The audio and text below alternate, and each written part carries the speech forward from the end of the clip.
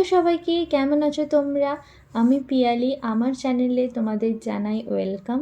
তো আজ আমি যাচ্ছি উত্তরবঙ্গ, কিন্তু আমরা যাচ্ছি বন্দে ভারত এক্সপ্রেসে। বন্দে ভারত এখন ভারতের সবচেয়ে দ্রুতগামী ট্রেন, তোমরা সবাই জানো। সেমি বুলেট ট্রেন, তো 180 কিলোমিটার/আওয়ার যায়। তো আমরাও তাতে জার্নি করে একটা এক্সপিরিয়েন্স করলাম, তো সেই এক্সপিরিয়েন্সটাই তোমাদের সাথে শেয়ার করব।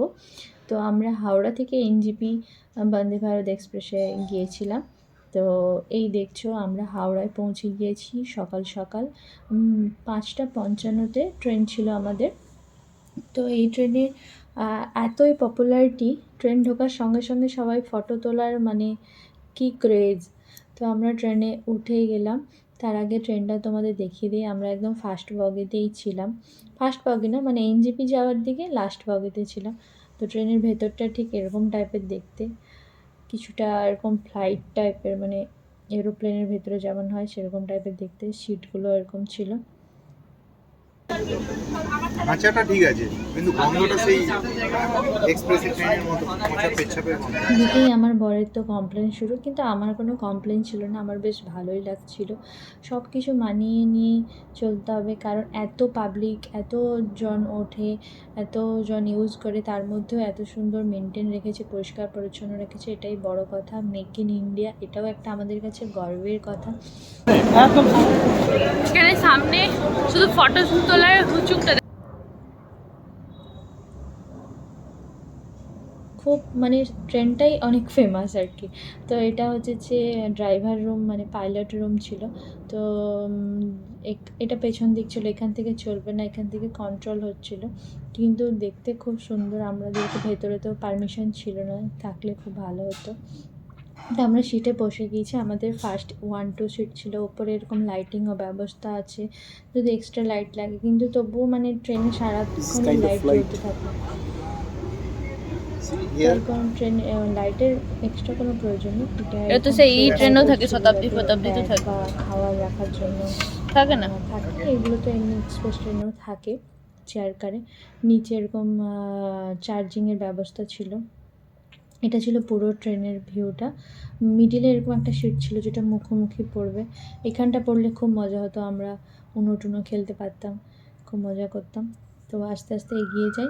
এগিয়ে এখানে একটা সেন্সার একটা গেট আছে, যে গেটটা এখন এনারা দাঁড়িয়ে আছেন বলে লাগানো হচ্ছে না। ওটা কেউ না থাকলে লেগে যাবে অটোমেটিক্যালি। তো এইখানে সব খাবার দাবার স্টোরেজ করা, এই দেখো লেগে যাচ্ছে গেটটা। তো এর পাশে এটা যেটা দেখছো, এটা বাথরুম।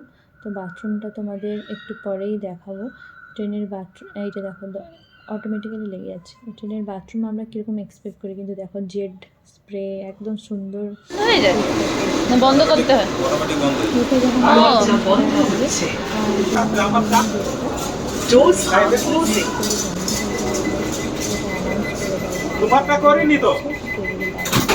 ভেতরে ঢুকে যাওয়ার জন্য। তারপর দেখো 5:57 আমাদের ট্রেন রওনা দিল এনজিপির উদ্দেশ্যে।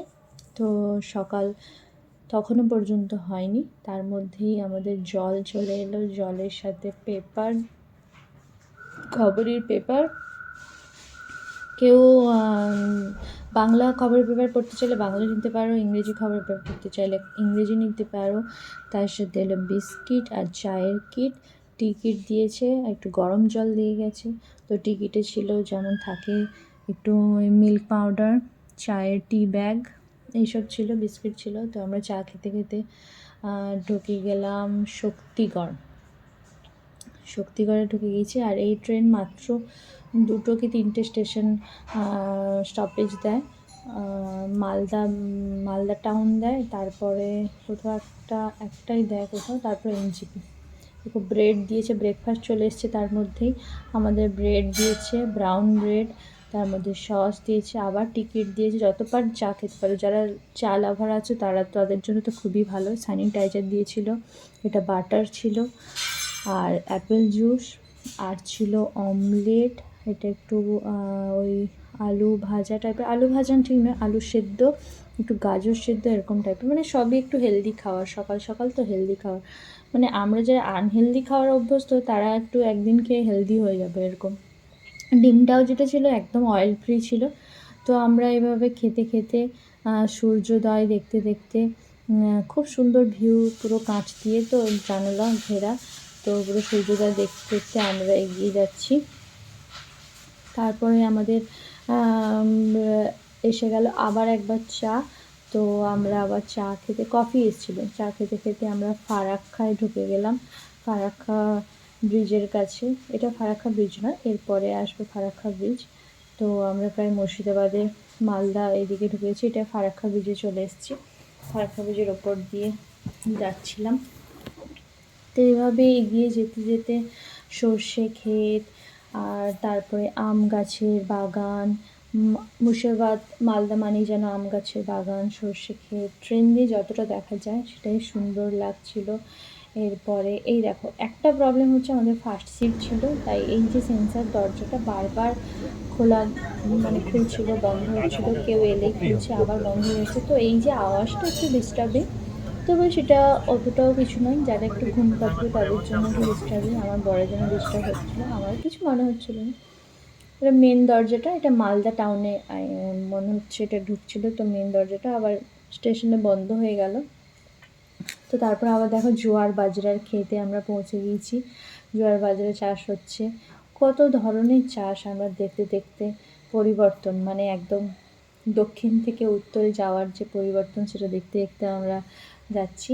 তো এরপর আমাদের লাঞ্চ চলে এলো। লাঞ্চে ছিল পরোটা, আচার, এটা হচ্ছে ফিশ কাটলেট, তারপরে ছিল ডাল, এটা হচ্ছে চিকেন কারি, চিকেন ছিল, রাইস, ভাত ছিল, ডাল ছিল, দই, মিষ্টি, তো একদম জমিয়ে খাওয়ার দাওয়ার ছিল, সাথে স্যানিটাইজারও দিয়েছিল।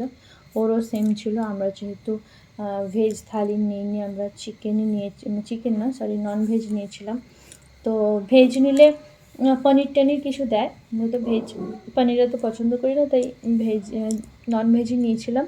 ও সিট বুকিং মানে টিকিট কাটার সময় তখনই সিলেক্ট করে দিয়েছিলাম। তো এইভাবে নন ভেজ থালি এসেছিলো, কিন্তু খাওয়ার কোয়ালিটি টেস্ট আমার তো খুব ভালো লেগেছে, কার কী লেগেছে জানি না, কিন্তু আমার খুব ভালো লেগেছিলো, আমার বড়েরও ভালো লেগেছিলো। চিকেনের বেশ চিকেনটা ভালো বানিয়েছিল, আচারটাও ভালো ছিল, সুন্দর করেছে, খাওয়ার দাওয়ার বেশ ভালো। খেতে খেতে আমরা যাচ্ছি, তারপরে কাছ দিয়ে সুন্দর বাইরের দৃশ্য, দারুণ লাগছিল, সে এক অদ্ভুত অনুভূতি, বেশ সুন্দর লাগছিল। তারপরে আমাদের এই যে দক্ষিণ থেকে আমরা উত্তরের দিকে যাচ্ছি, দক্ষিণে ফার্স্ট দেখলাম সর্ষে ক্ষেত, তারপরে আম গাছের আম বাগান, তারপর জোয়ার বাজরা ক্ষেত, তারপর দেখো আর বলতে বলতে চা বাগানের দিকে ঢুকে গিয়েছি, মানে এবার বুঝতে পারছি যে উত্তরের দিকে আমরা চলে এসেছি অনেকটাই। তো এই ট্রেন দিয়ে এতটা ভালো চা বাগান দেখা যাচ্ছে না, তবে একটু একটু চা বাগান দেখা যাচ্ছিলো দূরে দূরে, সেটাই ক্যামেরা বন্দি করলাম, তোমরা দেখো। খুব ভালো জার্নি, ভালো লাগলো বন্দে ভারতে। তারপরে ইন্ডিয়াতে তৈরি প্রথম এরকম সেমি বুলেট ট্রেন, তো আমাদের আরোই ভালো লাগলো।